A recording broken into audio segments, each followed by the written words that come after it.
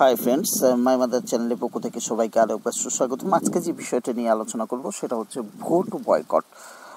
শিক্ষক এবং শিক্ষাকর্মী বৃন্দদের ভেতরে অনেকে ভোট বয়কটের চিন্তাভাবনা চলছে এবং তার একমাত্র কারণ হচ্ছে যেহেতু গত পঞ্চায়েত ভোটে কিন্তু একজন শিক্ষক মারা গিয়েছিলেন, সেই জন্য কিন্তু আজকে যারা ভোট কর্মী হিসাবে যান, অর্থাৎ ভোটের যাবতীয় কাজবাজ সামলান, অর্থাৎ সেই শিক্ষক এবং অশিক্ষক কর্মীবৃন্দ, তারা কিন্তু আজকে বয়কটের পথে যেতে চাইছেন এবং কেন যেতে চাইছেন সেটা কম বেশি আমি একটু আলোচনা করব আপনাদের।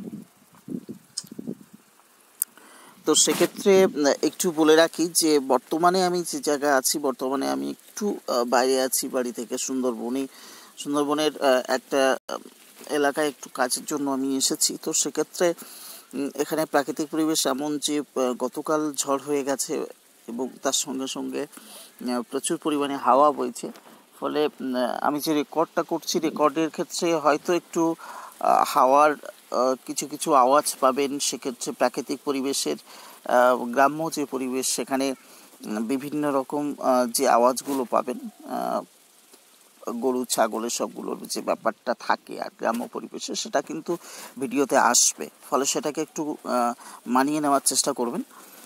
তো দেখুন যে গত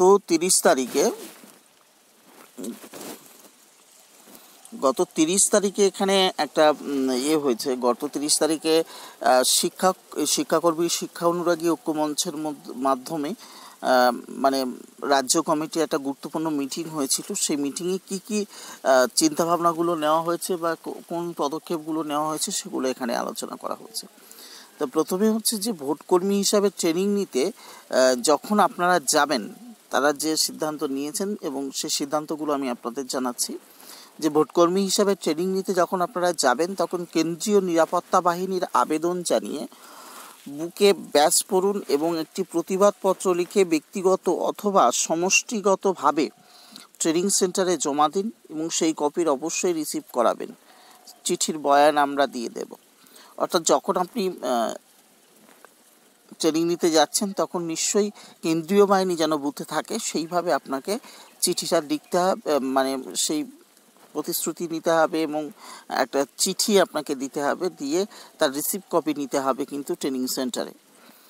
জেলা স্তরের গ্রুপ খোলা হলে তার মাধ্যমে একই ট্রেনিং সেন্টারের ভোটকর্মীরা নিজেদের মধ্যে যোগাযোগ গড়ে তুলুন। সম্মিলিতভাবে প্রতিটি জেলায় আপনারা উদ্যোগ নিয়ে ডিস্ট্রিক্ট রিটার্নিং অফিসার অর্থাৎ ডিএম এর কাছে লিখিত ডেপুটেশন দিন। কেন্দ্রীয় নিরাপত্তা বাহিনী ছাড়া আমরা ভোটকর্মী হিসাবে আমাদের দায়িত্ব পালনে অপারগ, এই কারণ দেখিয়ে।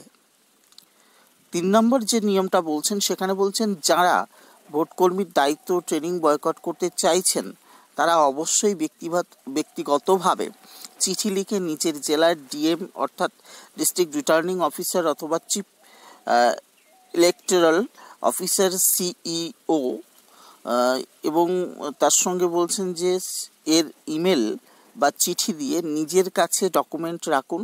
এক্ষেত্রে রিসিভ অবশ্যই করাবেন। ইমেল করলে সেটি স্ক্রিনশট করে রাখবেন। এই ডকুমেন্টগুলি ঐক্যমঞ্চের মেল। আচ্ছা, এই ডকুমেন্টগুলো ঐক্যমঞ্চের মেল, যেটা বলছে যে OIKY, আচ্ছা, যেটা ঐক্যমঞ্চ 7618@gmail.com বা হোয়াটসঅ্যাপ নাম্বার হচ্ছে 9734795069, এই নাম্বারে পাঠাতে বলছে। এক্ষেত্রে একটা চিঠির বয়ান রেডি করার কথা এখানে বলছে যে এক্ষেত্রে আমরা চিঠির বয়ান রেডি করে দেব, অর্থাৎ যে চিঠিটা আপনি ওখানে দেবেন, তার বয়ানটা রেডি করে দেবে যদি আপনি এই নাম্বারে ইমেল করেন বা হোয়াটসঅ্যাপ করেন। আচ্ছা, কেন্দ্রীয় নিরাপত্তা বাহিনী সহ ভোটকর্মীদের নিরাপত্তার দাবি জানিয়ে প্রতিবাদ মিছিল সংগঠিত করার জন্য পুলিশি পারমিশনের চেষ্টা করা চলছে। সেটি কনফার্ম হলে সবাইকে জানিয়ে দেওয়া হবে। আশা করি বুঝতে পেরেছেন যে কেন্দ্রীয় নিরাপত্তা বাহিনী ভোটকর্মীদের নিরাপত্তার দাবি জানিয়ে প্রতিবাদ মিছিল সংগঠিত করার পুলিশ পারমিশন চেষ্টা চলছে। আচ্ছা, ঐক্যমঞ্চগতভাবে হাইকোর্টে একটি জনস্বার্থ মামলা করার জন্য উকিলের পরামর্শ নেওয়া চলছে। এর জন্য আপনাদের ভূমিকা অত্যন্ত গুরুত্বপূর্ণ। যারা ভোটকর্মী হিসেবে দায়িত্ব বয়কট করতে চাইছেন তারা এখনই তার কারণ জানিয়ে জেলায় বা রাজ্যের নির্বাচন কমিশনের দায়িত্বে থাকা কর্তা ব্যক্তিদের চিঠি দিয়ে জানিয়ে দিন এবং সেই কপি হোয়াটসঅ্যাপে, যে নাম্বারটা এখানে দেওয়া হয়েছে দেখতে পাচ্ছেন আমরা নিশ্চয়ই, 9734795269 বা মেল ঐক্যমঞ্চ7618@gmail.com আমাদের পাঠান। মনে রাখবেন যে এই মামলা করতে গেলে বিরাট অঙ্কের অর্থের প্রয়োজন, কিন্তু সামগ্রিকভাবে ভাগ করে নিলে সেটি খুবই সামান্য হবে। ফলে আপনাদের সবার কাছে আমাদের আবেদন, আপনারা কিছু কিছু করে আর্থিক সাহায্য না করলে এই মামলা করা মুশকিল। এক্ষেত্রে আমরা অ্যাকাউন্ট নাম্বারটি তাড়াতাড়ি জানিয়ে দেব। মামলায় যেতে গেলে আপনাদের কাছে এই আবেদন আমাদের রাখতেই হবে। তারপরে বলছে যে ট্রেনিং বয়কটের জন্য শোকজ আসলে ভাববেন না, শোকজ এর উত্তর ও ফরম্যাট আমরা দিয়ে দেব, সেই মতো উত্তর দেবেন ও রিসিভ কপিটি আমাদের হোয়াটসঅ্যাপে বা মেলে করে দেবেন।